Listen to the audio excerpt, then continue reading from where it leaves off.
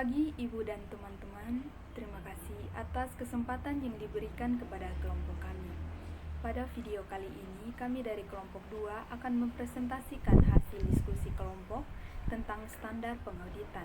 Namun sebelum itu, perkenalkan nama saya Yohania Rusae dengan NIM 19-120-125 dan dua teman saya Yersi Enrique Astriana Bunda dan Yesaya Enaulu.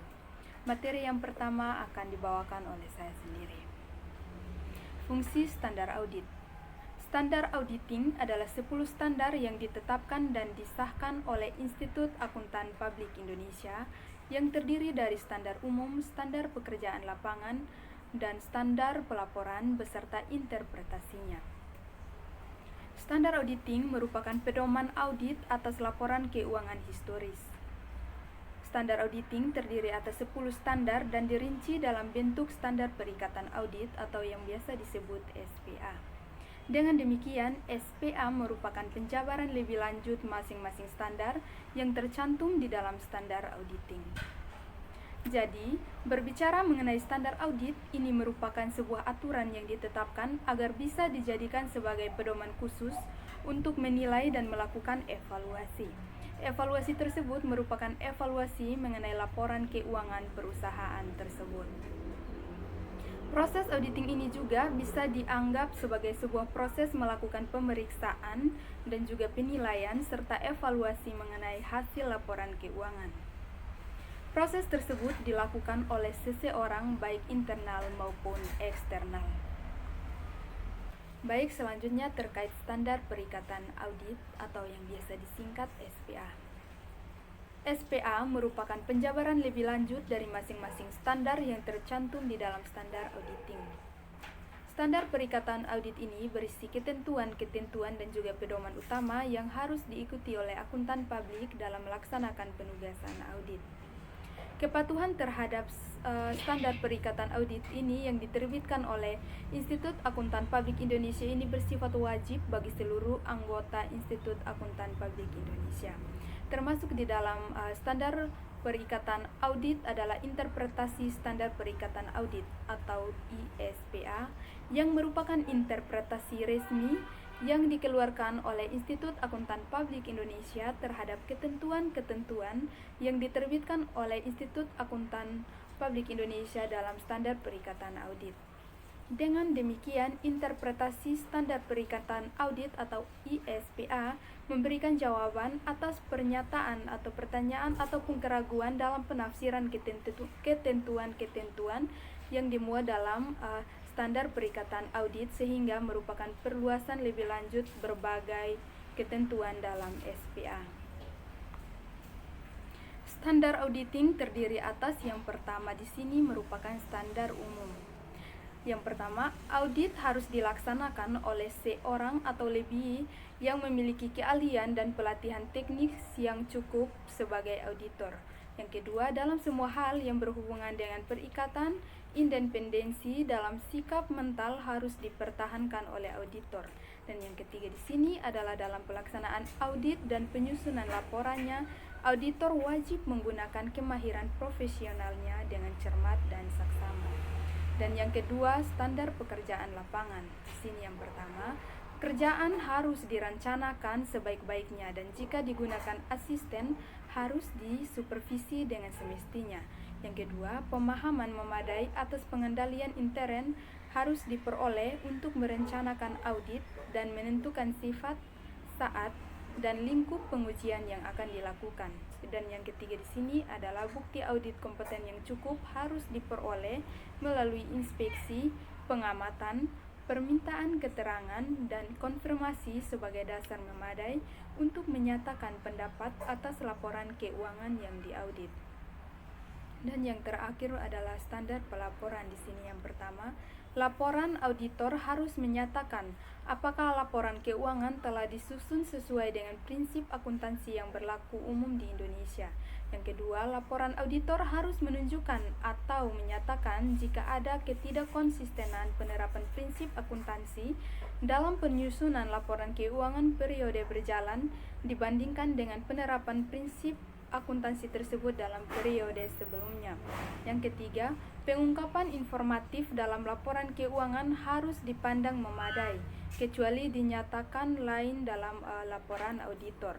Dan yang terakhir di sini, laporan auditor harus memuat suatu pernyataan pendapat mengenai laporan keuangan secara keseluruhan atau suatu asersi bahwa pernyataan demikian tidak dapat diberikan.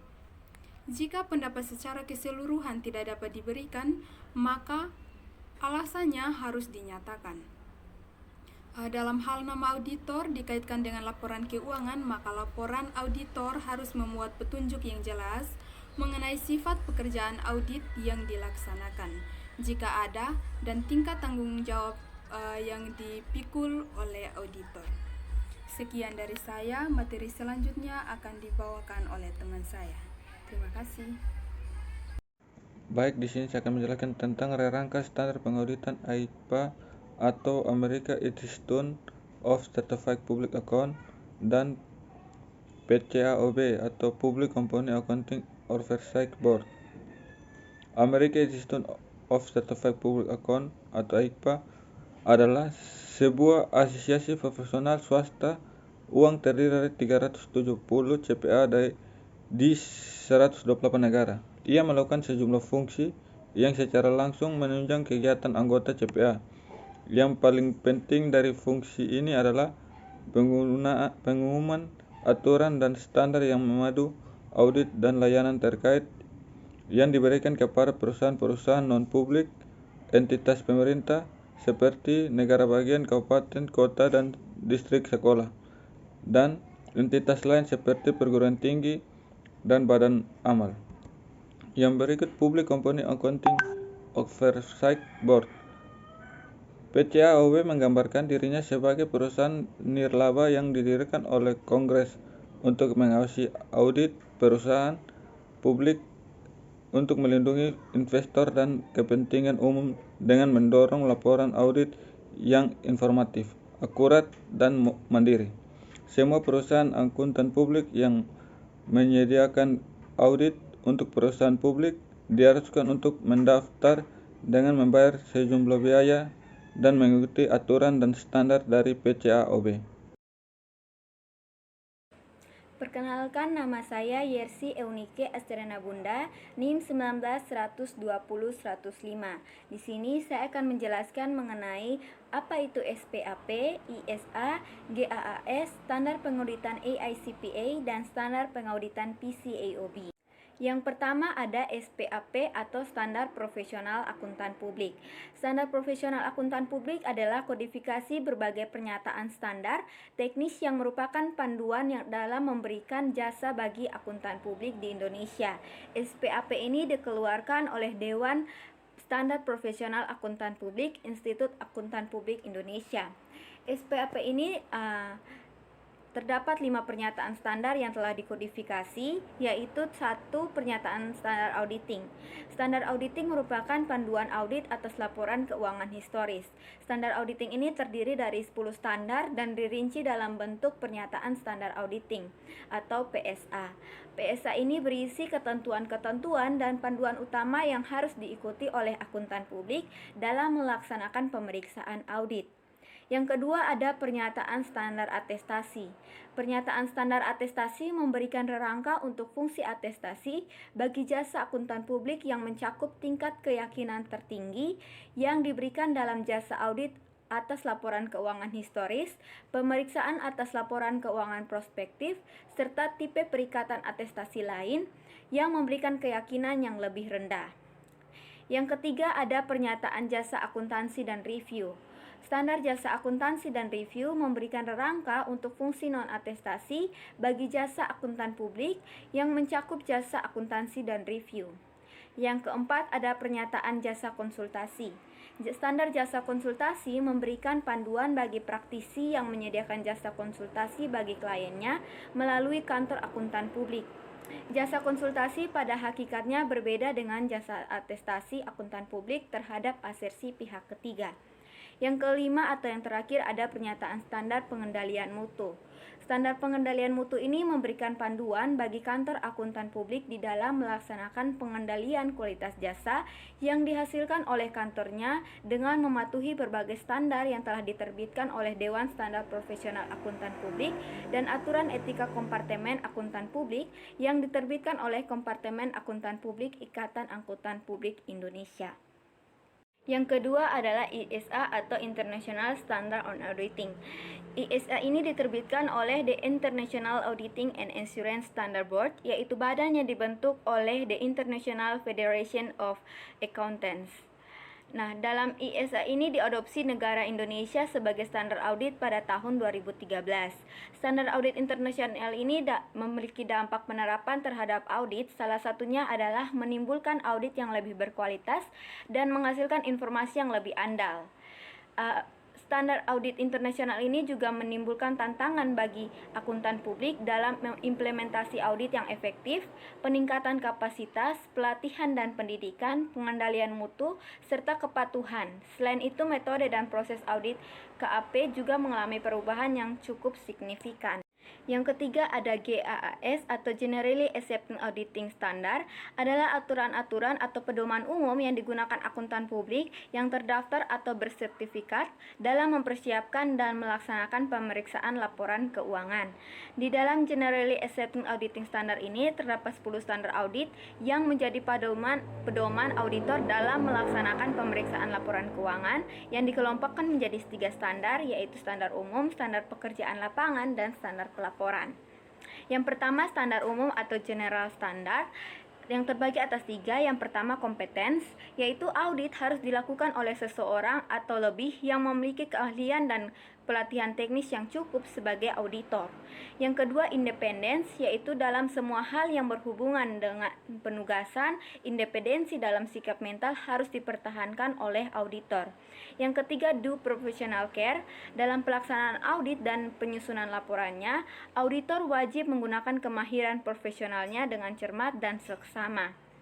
Yang kedua standar pekerjaan lapangan yang terbagi atas 3 juga. Yang pertama adequate planning and proper supervision, di mana pekerjaan harus direncanakan sebaik-baiknya dan jika digunakan asisten harus disupervisi dengan semestinya. Yang kedua understanding the entity, environment and internal control, pemahaman yang memadai atas struktur pengendalian intern harus diperoleh untuk merencanakan audit dan menentukan sifat, saat, dan lingkup pengujian yang harus dilakukan. Yang ketiga, sufficient competent auditor evidence, yaitu bukti audit kompeten yang cukup harus diperoleh melalui inspeksi, pengamatan, pengajuan pernyataan, dan konfirmasi sebagai dasar yang memadai untuk menyatakan pendapat atas laporan keuangan yang diaudit. Yang ketiga ada standar pelaporan yang terbagi atas 4. Yang pertama, financial statements present in accordance with GAAP, yaitu laporan audit harus menyatakan apakah laporan keuangan telah disusun sesuai dengan prinsip akuntansi yang berlaku umum atau belum. Yang kedua, consistency in the application of GAAP, yaitu laporan audit harus menunjukkan keadaan yang di dalamnya prinsip akuntansi tidak secara konsisten diterapkan dalam penyusunan laporan keuangan periode berjalan dalam hubungannya dengan prinsip akuntansi yang diterapkan dalam periode sebelumnya. Yang ketiga ada adequacy of informative disclosure, yaitu pengungkapan informatif dalam laporan keuangan harus dipandang memadai kecuali dinyatakan lain dalam laporan audit. Yang keempat ada expression of opinion, yaitu laporan audit harus memuat suatu pendapat mengenai laporan keuangan secara menyeluruh atau suatu asesi bahwa pernyataan demikian tidak dapat diterima. Yang keempat, standar pengauditan AICPA atau The American Institute of Certified Public Accountants, yaitu organisasi yang diperuntukkan bagi para akuntan yang sudah terdaftar sebagai akuntan publik. Nah, AICPA ini menerapkan standar audit Amerika Serikat untuk perusahaan swasta, organisasi nirlaba, negara bagian, dan lain-lain. AICPA ini juga menetapkan standar audit berdasarkan 4 prinsip. Yang pertama, tujuan audit. Tujuan audit ini memberikan opini atas laporan keuangan. Yang kedua, tanggung jawab. atau responsibilities of the auditor, yaitu memiliki kompetensi dan kapabilitas yang tepat, mematuhi persyaratan etika dan menjaga skeptisme profesional dan menerapkan pertimbangan profesional secara tepat. Yang ketiga ada pelaksanaan audit atau performance, yaitu mendapatkan keyakinan memadai tentang apakah laporan keuangan bebas dari salah saji material, membuat perencanaan audit dan melakukan supervisi terhadap asisten auditor, dan menentukan dan menetapkan tingkat materialitas atau salah saji. Dan yang terakhir pelaporan atau reporting, yaitu memberikan opini atau pendapat atas laporan keuangan dalam bentuk laporan tertulis tentang apakah laporan yang disajikan sesuai dengan framework pelaporan keuangan atau tidak. Yang kelima, standar pengauditan PCAOB atau Public Company Accounting Oversight Board adalah badan yang dibentuk berdasarkan The Sarbanes-Oxley Act, yaitu undang-undang tentang reformasi praktik akuntansi perusahaan publik serta perlindungan investor. Nah, tugas dari PCAOB ini yang pertama mengawasi praktik audit perusahaan publik, yang kedua menentukan standar audit dan standar pengendalian mutu kantor akuntan publik, yang ketiga melakukan inspeksi pengendalian mutu kantor akuntan publik melalui asesmen atas tingkat kepatuhan terhadap aturan PCAOB dan SEC. Sekian hasil dari presentasi kami. Terima kasih.